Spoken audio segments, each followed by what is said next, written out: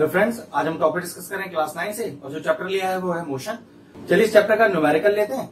अब हम अपने न्यूमेरिकल स्टार्ट करें उससे पहले आपको कुछ चीजें समझानी जरूरी है जो इन न्यूमेरिकल्स में आपको यूज करनी पड़ेंगी। देखो ध्यान से, क्या आपने जैसे ही क्वेश्चन पढ़ा कि भाई आपने न्यूमेरिकल पढ़ा है और आपको उसमें ऐसा लगे, देखिए क्या कि व्हेन अ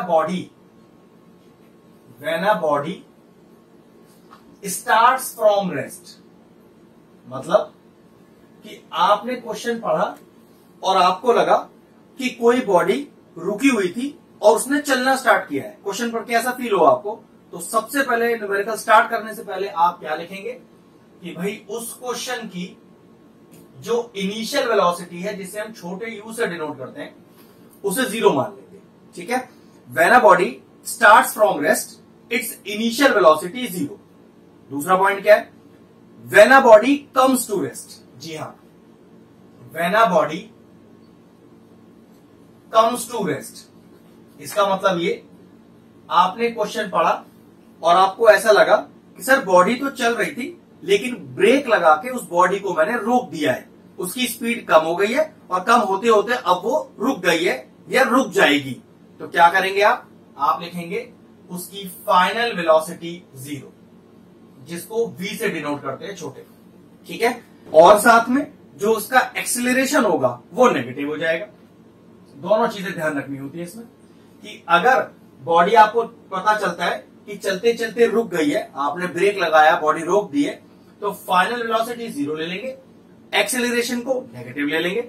और अगर आपको लगता है कि एक भाई बॉडी रुकी हुई थी और चलना स्टार्ट किया उसने, तो आप उसकी इनिशियल वेलोसिटी को 0 ले लेंगे। इस कंसेप्ट को याद रख लीजिए, मेरे ख्याल से आपको कभी भी दिक्कत नहीं आएगी न्यूमेरिकल करने में। अब हम अपने न्यूमेरिकल स्टार्ट करते हैं। पहला क्वेश्चन मैं पढ़ता हूं अपनी बुक से और आपके ये क्वेश्चन स्क्रीन पर आ रहा होगा। क्वेश्चन कह रहा है कि a stone is thrown in a vertically upward direction with a velocity of 5 meter per second. वैसे मोशन चैप्टर में हम हाइट जैसी बात नहीं करते, लेकिन फिर भी मोशन चैप्टर में एक क्वेश्चन एनसीईआरटी के अंदर है ये जो मैं पढ़ रहा हूं इस समय, तो उसके लिए आपको छोटे से ट्रिक्स का याद रखना है। क्या देखिए कि व्हेन अ बॉडी, ध्यान से सुनिएगा, when a body is thrown vertically upwards, when a body is thrown vertically upwards, अगर आपको ऐसा लगता है कि किसी बॉडी को नीचे से ऊपर की तरफ फेंका गया है, तो आप कहोगे कि उसका जो फाइनल वेलोसिटी है वो 0 होता है। ये बात ध्यान रखने का। वैसे इस क्वेश्चन को आप ग्रेविटेशन चैप्टर में जरूर करेंगे क्योंकि वहां पर हाइट से जुड़ी ही बात की जाती है। ठीक है, और अगर दूसरा कंडीशन है कि when a body is dropped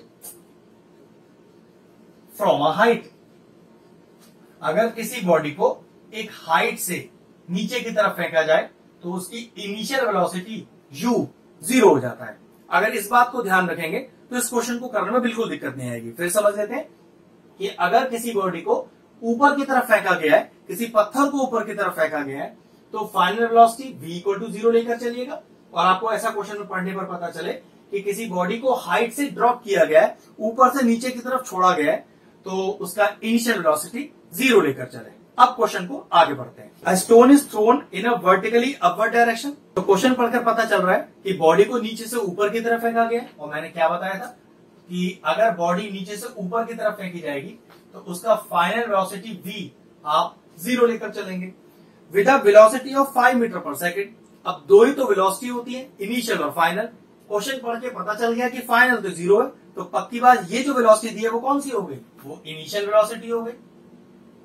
initial velocity जिसको u से डिनोट करते हैं, और ये दिया हुआ है आपको 5 meter per second. Metre per second ही स्टैंडर्ड यूनिट होता है आपके स्पीड का, तो बिल्कुल ठीक दिया हुआ है। If the acceleration of the stone during its motion is 10 meter in the downward direction. अब ये थोड़ा समझने वाला बात है, चेक करिए कि आपका एक्शन क्या है क्वेश्चन में। आपके क्वेश्चन का एक्शन ये है कि आप बॉडी को नीचे से ऊपर की तरफ फेंक रहे हो, लेकिन क्वेश्चन में फिर देखो क्या कह रहा है, if the acceleration of stone during its motion is 10 meter per in the downward direction, मतलब पत्थर तो लौट के वापस आ रहा है, जो एक्शन ऑफ मोशन है उसके ऑपोजिट आ रहा है, तो पक्की बात है ये जो आपको 10 मीटर पर सेकेंड स्क्वायर मतलब एक्सेलरेशन दिया है ये लेना पड़ेगा नेगेटिव। जी हाँ, तो एक्सेलरेशन हो गया आपका -10 मीटर पर सेकेंड स्क्वायर। फिर समझ लीजिए, अगर क्वेश्चन में आपने जो एक्शन किया है बॉडी उसके ऑपोजिट काम करेगी तो आपको वो चीज नेगेटिव लेनी पड़ेगी। हो सकता है यहां पर वेलोसिटी भी नेगेटिव हो सकती थी अगर क्वेश्चन में इस तरह से कुछ दिया होता, लेकिन उसने 10 मीटर पर सेकेंड स्क्वायर, ये तो एक्सेलरेशन का यूनिट होता है, उसे कह रहा है डाउनवर्ड डायरेक्शन में डिनोट कर रहा है वो। तो पक्का हो गया जो बॉडी है उसका रिएक्शन ऑपोजिट डायरेक्शन में है, क्योंकि आपने तो नीचे से ऊपर फेंका था, बॉडी नीचे आ रही है डाउनवर्ड डायरेक्शन में, तो ये जो ए है वो हो गया आपका नेगेटिव। अब कहता है कि what will be the height attend by the stone. यहां पर जो हाइट है वो मोशन चैप्टर के लिए एक्चुअल में दूरी है, डिस्टेंस। तो लिखता तो मैं हाइट ही हूं, लेकिन मैं डिनोट उसे एस से करूंगा। ठीक है, ध्यान रखिएगा। And how much time will it take to reach there, और मुझे समय भी निकालना है। तो हाइट और समय दोनों फाइंड करना है मुझे। इसके अंदर सारी इंफॉर्मेशन गिवन है। अब चेक करिए कौन सा फॉर्मूला अप्लाई कर सकते हैं। क्वेश्चन में दूरी तो मांगी गई है लेकिन समय नहीं दिया है, क्योंकि समय भी तो निकालना ही है। तो अगर दूरी मांगी जाए और समय ना दिया हो तो देखो दूरी के दो फॉर्मूले यूज कर सकते हैं हम। S is equal to UT plus half AT square, V square is equal to U square plus 2AS। दोनों में ही दूरी यूज हो रही है, लेकिन दिक्कत क्या है, यहां दूरी निकालने के लिए आपको समय पता होना जरूरी है, और जबकि यहां जो दूरी निकलेगी उसके लिए समय की कोई डिमांड नहीं है। जब क्वेश्चन में टाइम है ही नहीं तो फिर आप सेकंड फॉर्मूले को यूज ही नहीं कर सकते हो। सेकंड फॉर्मूला क्यों बोल रहा हूं, क्योंकि पहला फॉर्मूला क्या होता है, V is equal to U plus AT, इसलिए इसको सेकंड फॉर्मूला बोला जाता है, इसे थर्ड और इसे फर्स्ट। तो सीधा थर्ड फॉर्मूले को यूज करते हैं। वो क्या है, V स्क्वायर, V कितना 0, तो 0 का square is equal to U square, U है 5 तो 5 का स्क्वायर प्लस 2 इंटू A दिया है -10, और दूरी S जिसको एक्चुअल में इस क्वेश्चन में हाइट बोला गया है वही फाइंड करना है। तो कितना हो गया, 0 इज इक्वल टू 25 माइनस का 20S, माइनस का 20S इधर जाएगा तो प्लस का 20S बन जाएगा, तो plus 20S is equal to 25। तो S का वैल्यू क्या हो गया, 25 अपॉन 20, कैंसिल आउट हो रहा है, कर लेते हैं। तो 5 4 द 20, 5 5 द 25, तो 5 अपॉन 4 मीटर, जो कि सॉल्व करके आएगा 1.25 मीटर। ये लीजिए हमारा हाइट आ गया कि जिस पत्थर को नीचे से ऊपर की तरफ फेंका गया है वो कितना दूरी अटेन कर लेगा, वो कितना हाइट अटेन कर लेगा, वो है 1.25 मीटर।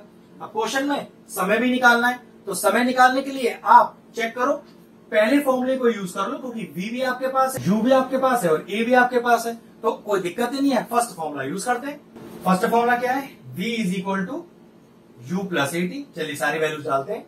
तो V है 0, U है 5, A है माइनस का 10 और T ये तो अपने को फाइंड करना है। तो ये कितना हो गया, 0 is equal to 5 plus minus minus 10T, minus का 10T इधर आएगा तो प्लस का 10T हो जाएगा इज इक्वल टू 5, और T का वैल्यू 5 अपॉन 10, इसे आप क्या लिख सकते हैं 0.5, क्योंकि टाइम है तो स्टैंडर्ड यूनिट क्या हो गया, सेकंड हो गया। तो समय कितना आ गया, समय आ गया आपके पास 0.5 सेकंड्स। क्वेश्चन फिनिश हुआ, वीडियो फिनिश करते हैं।